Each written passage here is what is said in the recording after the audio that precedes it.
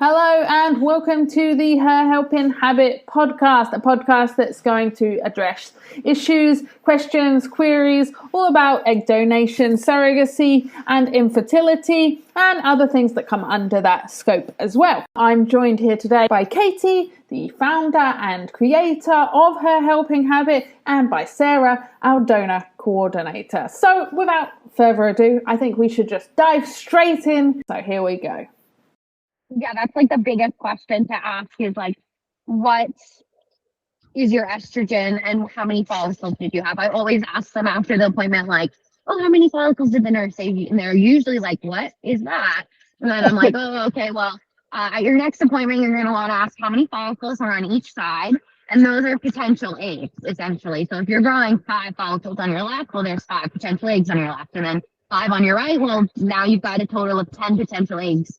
Because if we're seeing 20 on each side, well, like that's a huge alarming factor. Flag, whatever, we're seeing maybe 48. So if the donor's not comfortable, well, then that's when we need to contact the nurse and advocate for either lower doses, depending on how far she's in her cycle, or a non-HCG trigger, because anything over 25, 30 eggs, they're at risk for being overstimulated. Yeah, and I think that it's the trigger is where it's really important. So we are like up to date, because negotiating those triggers and arguing when it's not appropriate for a donor to have HCG, like it's really important for us to be up to date with that, so we can jump in there and just be like, look, she's got 50 follicles, like not appropriate for you to be giving her 1,000 milligrams of HCG. Yeah, I don't know if lowering the medication, like sometimes they'll let them coast. It's more about controlling the estrogen at that point. But once you've started it, once you've recruited those follicles, I mean, I guess it's going to be probably like that's maybe more early. Like if she has like 30 follicles to start, and then we go in her first appointment and she's jumped up to 40 or 45, like that's probably not very common. But if she isn't, and that's something they should be thinking of to start. If she's starting with a baseline of a lot of follicles, they should be starting her on lower doses anyways. But if for some reason all those follicles are really developing right off, like it's not happening as often where there's lowering, because you need to lower the doses early on to really make a difference. Coasting is another thing. There's a couple things we can do, but like Sarah said, the main thing is that trigger. And that's where we were getting into an issue, and we were talking about needing that med release, because this is where we wanted to advocate for her and talk to the nurse.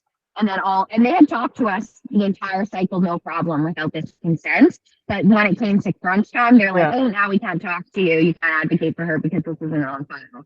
So like, it's one of those things that a lot of doctors are black and white. A lot of stuff in this world is gray. Donors are not like IVF patients who are infertile that need higher doses than maybe HCG. Like these are young, healthy women, and we should be looking at them differently. So that is something we need to sometimes remind a lot of the doctors. But I think that's the biggest thing that we're really looking out for with these check-ins. So what's your estrogen number? Because if that's super high and your follicle counts, those are 2 indicators. And do you guys know why they want to give donors HCG with the trigger, like what the draw is for the clinic in that? So it does 2 things.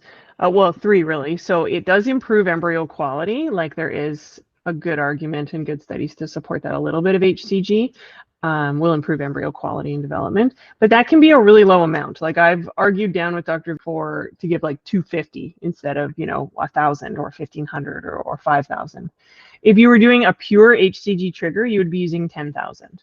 When I had my horrible OHSS, I used 1,000. So that was clearly still too much. So dropping it down to like 250 even 500 will reduce your risk significantly, not to 0.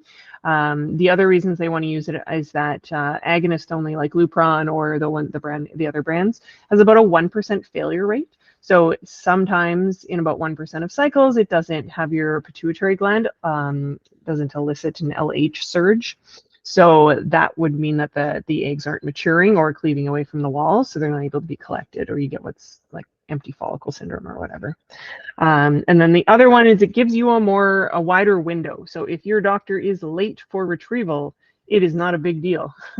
If he is late and you've taken a Lupron only trigger and you're running like an hour or two behind, that's a really big deal. You have a much smaller window to get those eggs in, like it's much more precise. So those are kind of the draws, the pros and cons of HCG. So that's why doctors will want it. But this whole thing's about a balance between recipient outcome and donor health, right? It's not just recipient outcome. So just so everyone is like knows why a clinic would, because you're probably wondering why would you even give donors this HCG if it puts them at risk. So there are reasons, and if someone's looking like they're having 10 or 15 eggs, I would 100% agree that some HCG is appropriate, like no problem. Even up to 20, even up to 25, anything 30 plus, I would say that it's not appropriate, or you need a very, very reduced amount. Yeah, so, no, that was great. I guess there's something just really briefly to touch on with the meds is, or not just the meds, the conflict of interest. Like the parents are paying, so I find, a lot of doctors, their best interest lies with the parent, and they want to try to get the parent pregnant. And they're like, oh, this donor's young and healthy, she's got all these eggs, it's no problem, whatever. And we're kind of forgotten about in this process, which isn't really fair.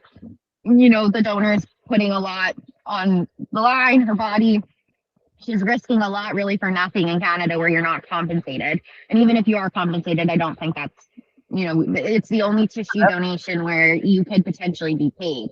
So, if you're donating any other part of your body, your heart, your liver, whatever, or kidney, let's say, because you're alive, you have a doctor for you donating your kidney, and the recipient has a doctor receiving the kidney. So there's no conflict of interest. They're both advocating for their patient. And egg donation is strange in that sense because we have two patients and we have one doctor advocating. And that's where I feel, they want to get their person pregnant, and the donors are forgotten about, and it creates a gray area where they're trying to, like Sarah said, we need to balance those. But at the end of the day, I feel we're the advocate for the donor because there isn't that independent advocate like you would have donating a kidney and having your own doctor. So just kind of keep that in mind because it's a really big role I think you're playing in the coordinator. For sure. It's a fine line between giving medical advice and advocacy for the right decision because, like Katie said, it's just easy to get wrapped up in padding your clinic stats. You really want your success rates to be up there because that's good for your clinic. And just they're the ones who are paying for it. So they want to get pregnant. You want a happy outcome.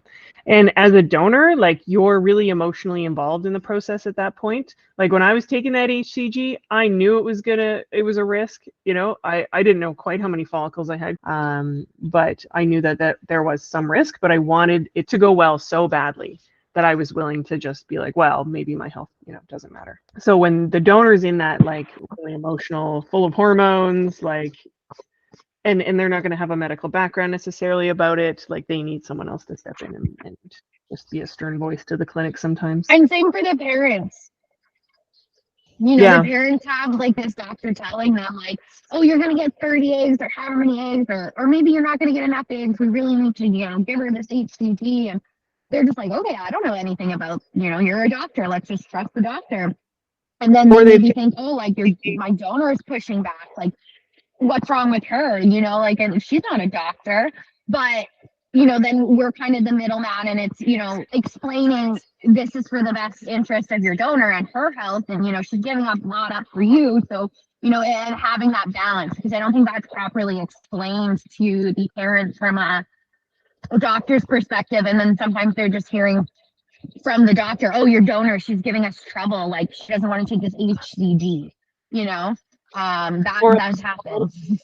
Yeah, a lot of times if people have done their own cycles, then they'll have used HCG because they're poor responders, right? So if they've had previous IVF cycles that have failed, then chances are they've used HCG because when you only have 5 eggs, that definitely is your best bet and is the appropriate course of medication.